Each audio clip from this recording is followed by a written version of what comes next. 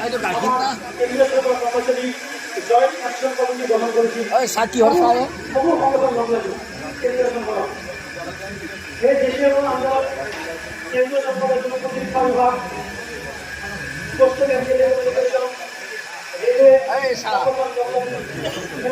এইটো গাখীৰ কিহৰ बलिदानियों को आवाज तो हम एक है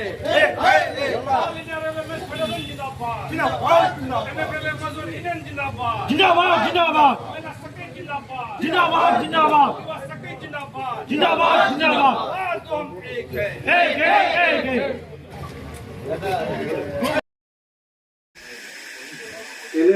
मजदूर यूनियन के मैं इंडिया जिला कमरे এনেদৰে মধ্যবিন্দৰ ৰংগিয়া মণ্ডল कन्वीनर कांग्रेस संघात मित्र हमारा सेंट्रल के vice president comrade Mrinal Singh और सेंट्रल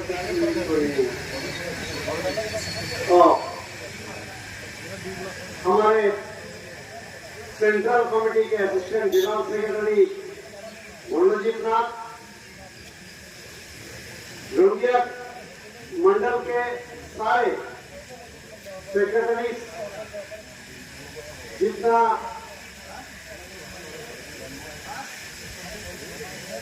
मेंबर्स है, ऑफिस बियरर्स है, सबको आज के ये महान दिन पर, ये महान दिवस जो है, इस दिवस पर मेरा लाल सलाम और आप सबको मेरा ये लाल सलाम देकर मैं अपना बात शुरू करना चाहूंगा।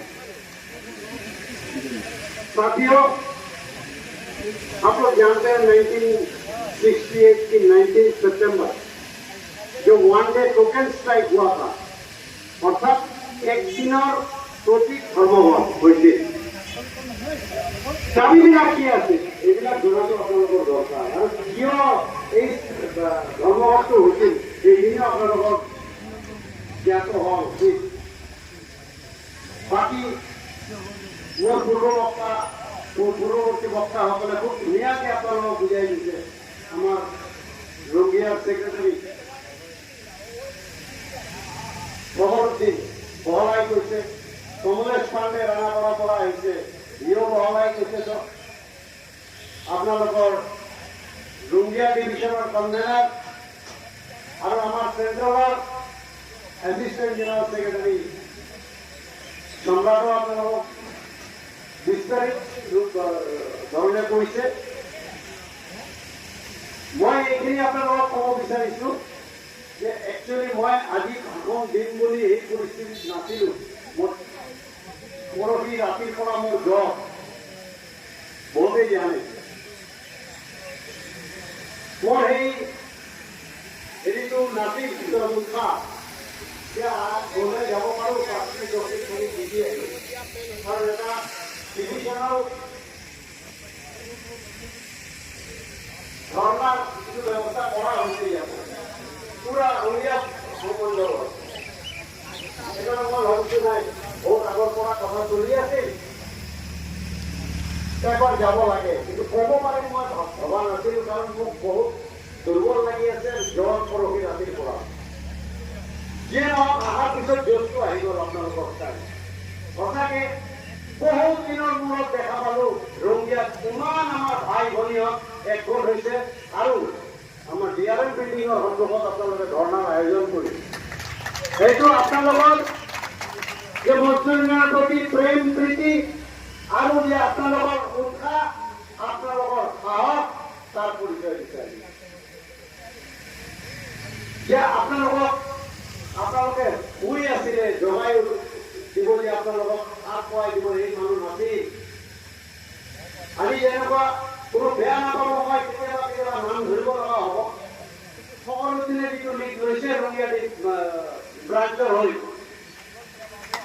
এইফালে ৰাকেশ আহিছে নিউ বঙাইগাঁৱৰ পৰা, নিউ বঙাইগাঁও ভিজিলান্সৰ হৈ মানস আহিছে, আমাৰ মানস আৰু ৰবিকান্ত দুইজনে আহিছে সুদূৰ লখিমপুৰৰ পৰা।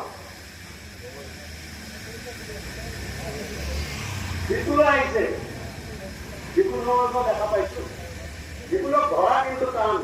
আজি যে এই আন্দোলনৰ নাম শুনি দৌৰি আহিছে, তো আন্দোলনৰ নাম শুনি দৌৰি আহিছে, এইটো তাৰ ভিতৰত যে আন্দোলনৰ যিটো সত্তা এতিয়াও জীয়াই আছে, ভালদৰে আছে, এইটো গম পাওঁ। আৰু ৰঙিয়াৰ আমাৰ DRM বিল্ডিঙেই হওক আৰু ফিল্ডৰেই হওক, যিসকল মোৰ ভাই ভনীহঁত ইয়াত উপস্থিত হৈছে, মই চবক ধন্যবাদ জনাইছোঁ। আপোনালোকে আকৌ এনেধৰণে মজদুৰ ইউনিয়নক সঁচা কথা ক'বলৈ মাইকতে কৈ আছোঁ যে আকৌ জগাবৰ কাম কৰিছে। এনেধৰণে মজদুৰ ইউনিয়নে আজি ইতিহাস ইয়াত ৰচনা কৰিছে যে যিহেতুকে ইয়াতকৈ ডাঙৰ আৰু ডাঙৰ যিটো ত্যাগ আমি জানো, ভাৰতবৰ্ষৰ বুকুত বহুত আন্দোলন হৈছে, ত্যাগৰ আন্দোলন। সেই আন্দোলনক পাৰ কৰি যাব এই ৰঙিয়া ডিভিজনৰ আমাৰ যিটো কমিটি আছে, ৰঙিয়া ডিভিজনৰ আমাৰ যিসকল মানে শক্তিশালী ছেক্ৰেটাৰীজ আছে, অফিচিয়েলত আছে, মেম্বাৰ্ছ আছে, সেইখিনি আশা ৰাখোঁ। ভাই ভনীহঁত, এটা কথা মই ক'ব বিচাৰিছোঁ যে আমি 1968-ত একদিনৰ ধৰ্মঘট হৈছিল, প্ৰতীক ধৰ্মঘট হৈছিল, আৰু তাতে আমাৰ 9জন শ্বহীদ হৈছিল। এইখিনি আমি জানো। কাৰণটো কি আছিল, সেই কাৰণটো কিন্তু আপোনালোক জানিব লাগিব। কাৰণ অল ইণ্ডিয়া ৰেলৱেমেন ফেডাৰেশ্যন আৰু ইউনিয়ন মজদুৰ ইউনিয়নে যিটো আন্দোলন আজি 100 বছৰ ধৰি কৰি আছে, বেলেগ ইউনিয়ন কিন্তু নাই, বেলেগ কোনো ইউনিয়ন আগবাঢ়ি নাহে। আজি গাড়ীত আহোঁতে আহোঁতে মই আমাৰ ট্ৰেজাৰাৰ সজল চক্ৰৱৰ্তীৰ লগত কথা পাতি আছিলোঁ। সেইটোৱে কিন্তু আমাৰ প্ৰগ্ৰাম বহুত বেছি, বেলেগ ইউনিয়নতো নাই। আমি মাহত 5-6টা প্ৰগ্ৰাম কৰিব লাগে। কিন্তু মই খুব উৎসাহিত এইটো ভাবি যে আমাৰ মানুহ ভাগৰিও নাযায়, পলায়ো নাযায় আন্দোলনৰ পৰা, বা আমাৰ যিসকল প্ৰগ্ৰাম হয় এইবিলাকৰ পৰা কেতিয়াও আঁতৰি নাথাকে। আমাৰ এই 1968-ৰ 19 ছেপ্টেম্বৰ যিটো ষ্ট্ৰাইক হৈছিল, তাৰ আৰম্ভণি আছিল 1960 এটা ধৰ্মঘট হৈছিল বিভিন্ন দাবী দাৱাৰ ভিত্তিত। তাতেও আছিল আমি জীয়াই থকাৰ কাৰণে ন্যূনতম দৰমহা আমাৰ যিখিনি প্ৰয়োজন সেইখিনি দৰমহা আমাক দিয়া। এইটো 1960 ষ্ট্ৰাইকতো আছিল। আমি অৰ্থাৎ আমাৰ পৰিয়ালৰ কথা কৈ আছোঁ, গোটেই পৰিয়ালটো লৈ আমি জীয়াই থকাৰ কাৰণে ন্যূনতম দৰমহা যিখিনি দৰকাৰ আমাক এইখিনি দিয়া। বেছি মান কৰা নাই, কিন্তু আমাক মটৰ চাইকেল লাগে, 4 হুইলাৰ লাগে, এইবিলাক আমি ডিমাণ্ড কৰা নাছিলোঁ। চৰকাৰে মানা নাছিল। বহুত আন্দোলন হৈছে। আমাৰ অসম চৰকাৰত কিন্তু এই আন্দোলনটো বন্ধ আছিল। 1960 ধৰ্মঘট আমি কৰি পোৱা নাই, কাৰণ তেতিয়া আমাৰ অসমৰ ভিতৰত কিবা আন্দোলন বেলেগ হেৰি চলি আছিল, মানে ঘটনা ঘটি আছিল। এইকাৰণে আমি এই ন্যায়ালয়টো অসম পৰ্যটনক বাদ ৰাখিছিল, সম্ভৱ নাছিল এই মুহূৰ্তত কৰা। তাৰপিছত এই আন্দোলনৰ ফলস্বৰূপে আমি পালোঁ JCM। আপোনালোকে জানে, জইণ্ট কনচালটেটিভ মেচিনাৰী জোন। আজিৰ দিনত যিমান আমাৰ ভাৰতবৰ্ষত কেন্দ্ৰীয় চৰকাৰ কৰ্মচাৰীসকলৰ ট্ৰেড ইউনিয়ন আছে, পেট্ৰল ট্ৰেড ইউনিয়ন, চবেই একেটা আন্দোলনৰ তলত থাকে। JCM, এইটোৰ নাম হ'ল JCM, জইণ্ট কনচালটেটিভ মেচিনাৰী। এই জইণ্ট কনচালটেটিভ মেচিনাৰী গঠন কৰিবলৈ অল ইণ্ডিয়া ৰেলৱেমেন ফেডাৰেশ্যনে মাত দিলে। ইয়াৰ পিছত আবেদনৰ নাম আপোনালোকে শুনিছে, তাতে অল ইণ্ডিয়া ৰেলৱেমেন ফেডাৰেশ্যনৰ স্পেচিয়েল কনভেনশ্যন হৈছিল। আৰু তাতে হোম মিনিষ্টাৰ, ভাৰতবৰ্ষৰ তৎকালীন হোম মিনিষ্টাৰ আছিল গুলজাৰিলাল নন্দ। এই গুলজাৰিলাল নন্দই 1966-ৰ 8 অক্টোবৰ ঘোষণা কৰি বিলাকে ভাৰতবৰ্ষত 18 বছৰলৈকে চিঠি কৰিবলগীয়া হৈছিল।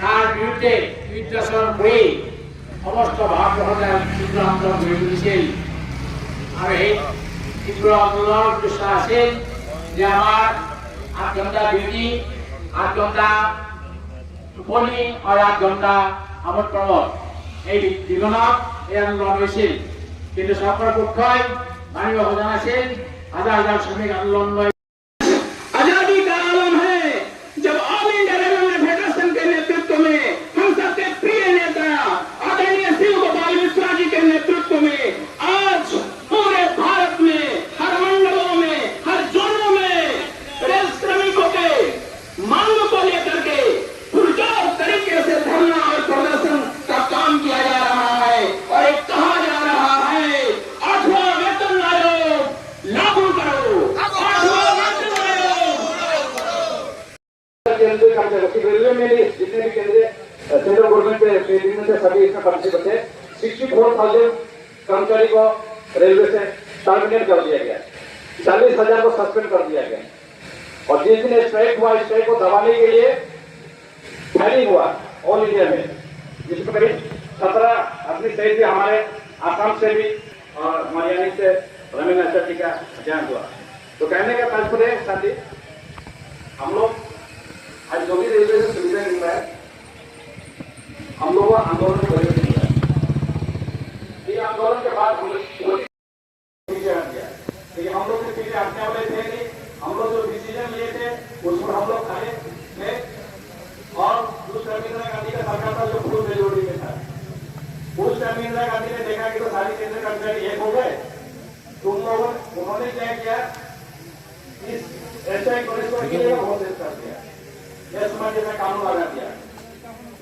और नोटिस निकाल दिया कि जो भी स्ट्राइक में जाएगा उसको नौकरी से निकाल दिया जाएगा अरेस्ट कर लिया जाएगा लेकिन साथ ही हम लोग संग्रामी लोग थे हमारे उस वक्त सिर्फ आधा केंद्रीय कर्मचारी और आधा फेडरेशन भी इस आंदोलन में शामिल हुआ था सिर्फ आधा समझिए 40 लाख केंद्रीय कर्मचारी इसमें शामिल हुआ एक दिन का प्रोग्रेस देगा मिनिमम वेतन नियम देगा हम लोग ज्यादा कुछ नहीं मांग रहे थे लग्जरी जीवन जिंदगी जीने के लिए मांग रहे हम लोग मांग रहे थे कि हम लोग को कितना मिनिमम वेतन मिलने ताकि हम लोग का भोजन पानी अपना रहन सहन का हम लोग उतना हम लोग हो जाए हम लोग लग्जरी नहीं मांग रहे थे लेकिन सरकार इसको दबाने के लिए अपना हर जोर जोर कर रहा था साथ ही हम लोग 40 लाख रुपए थे आंदोलन को दबाने के 64,000 केंद्रीय कर्मचारी रेलवे में जितने भी केंद्रीय सेंट्रल गवर्नमेंट के एग्रीमेंट से सभी इसमें पार्टिसिपेट थे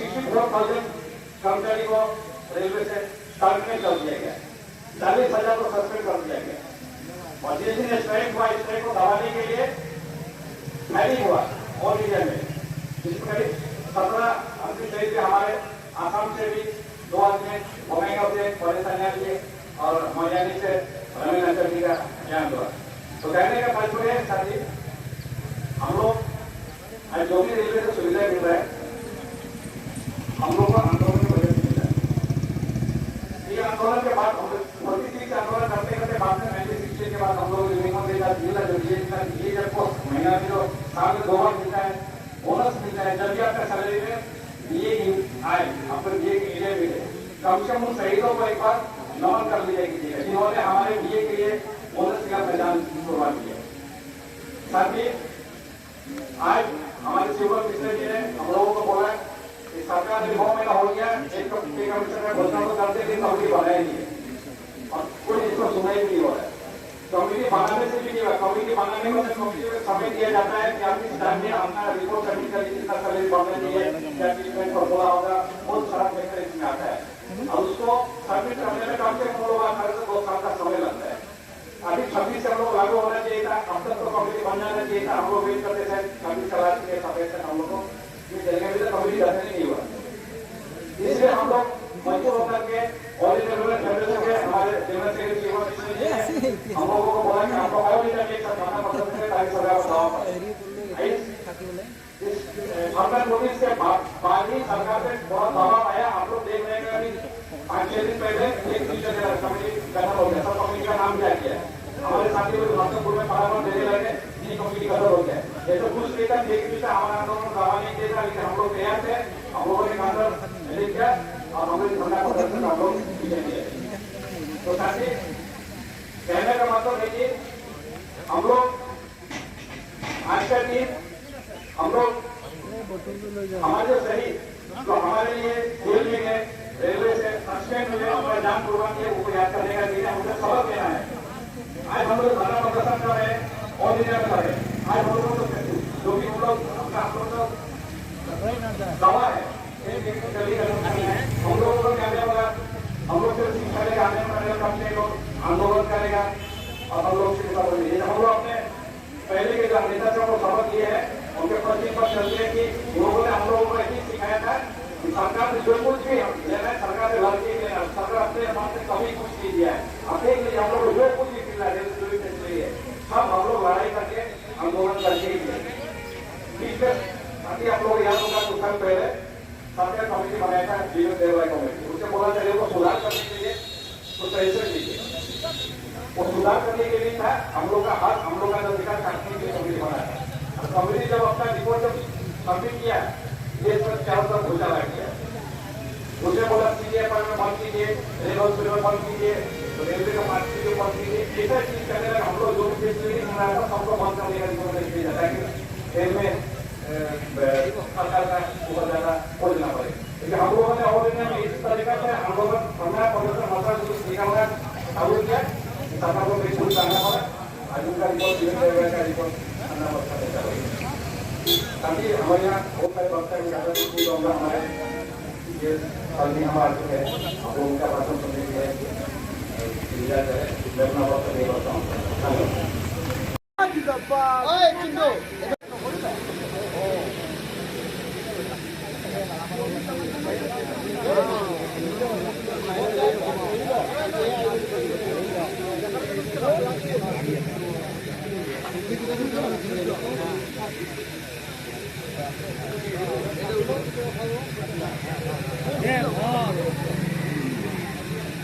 그러나 새끼야. 아이, 나 나왔어.